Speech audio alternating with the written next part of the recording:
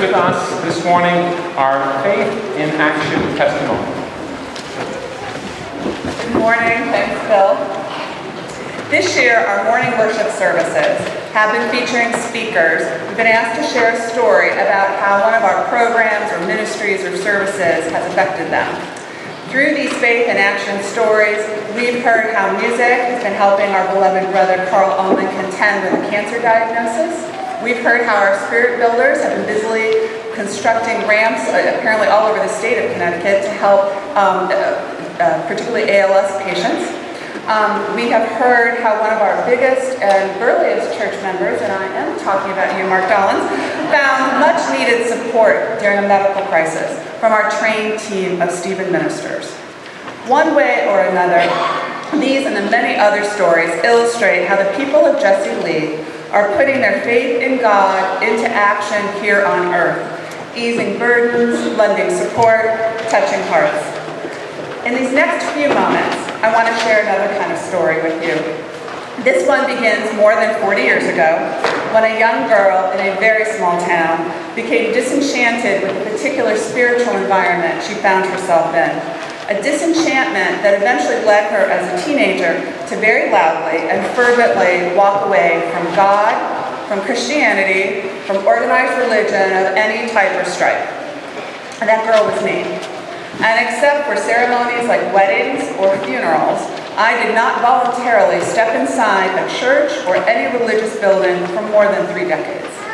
And I had no plans to do so until my family moved to Ridgefield in the early 2000s, and my husband Dave found his way one Sunday morning to this particular Methodist church. At the time, my distrust of religion had become profound.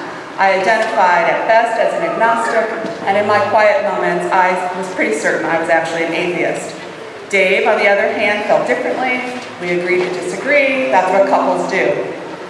So when he came back home that Sunday morning saying he had found a church, I figured he would go on his own. I'd let him take the kids. You know, I was looking forward to Sunday mornings in a quiet house on my own. I could use the extra sleep. I had a very busy job. I would like to rest. Religion had no part in my life. But my husband and my kids did. And Dave asked that I come along, at least semi-regularly, and sit with them at the church. Now, this was a tough call. I did not capitulate lightly. I had demands. There were conditions. But in the end, it seemed like a small thing really, an hour a week for some marital harmony and family togetherness. So this was how I found myself one Sunday morning in the far back pew, very grudgingly, very reluctantly, more than a dozen years ago. Sitting there, not making any eye contact, in case some weird Jesus person tried to speak to me. And that's where all of you and God come in. Because that first Sunday, I found myself being welcomed and greeted and smiled at. I didn't even tune out during the sermon because it was actually interesting and not irritating. I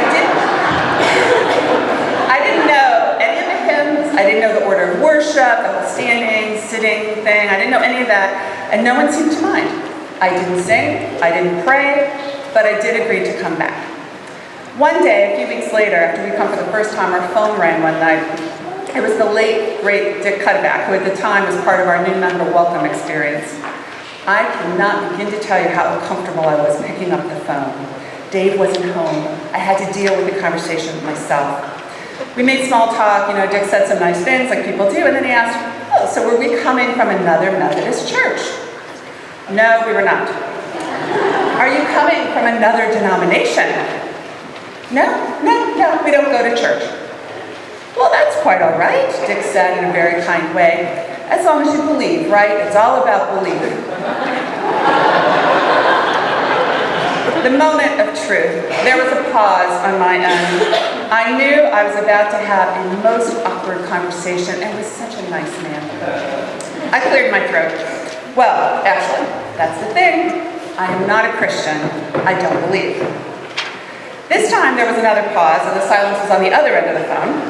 And then this lovely, gentle man, who passed on 3 years ago, said with a little chuckle in his voice, well then, you've come to the right place. We talked for incremental reaction charmed me, and I kept coming back. Eventually, the environment here, the welcoming spirit of the congregation, the programs, the work that everyone does, softened my heart enough to ease distrust I had carried around for a very long time. I still did not sing the songs, but I began to enjoy the music. Over time, I took some Christian education classes. I actually sat in a Bible study or 2 or 3. I talked to the pastors. I argued with the pastors. I talked to many of you. I asked a lot of questions. No one minded that I had doubt, and no one insisted that their way of worship was the only way to be. I began to appreciate the importance of a group setting in working your way through the big questions of life about life and death. I began to realize and appreciate the importance of church. On Sunday mornings, I began to sing the songs. And after about a year of reflection, one very pretty spring day in 2003, my kids and I stood up here to be baptized during one of our regular 11 o'clock services. Afterward, my family threw a little party for us back at the house with cake and balloons and even a piñata. A piñata that my loving husband had carefully chosen for that moment because he thought it perfectly summed up the improbable process of my adult conversion perfectly. It was a piñata shaped like a flying pig. So for those of you who are visiting with us today, I say welcome, welcome, hello and welcome.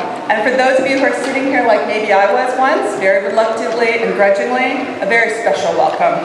It is my hope that you too begin to feel some of the comfort and peace that the Spirit brought to me here.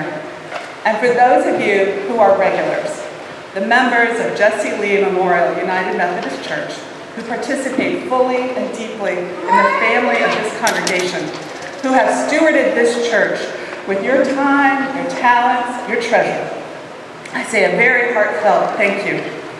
You and those who came before us created an environment here that helped me come to faith. I believe in Christ today because all of you helped prepare a way for me to see him. I can imagine no greater gift. And for that, I thank God and I thank all of you. We are an Easter people. We are not alone. We are loved. Jesus is risen. Thank you.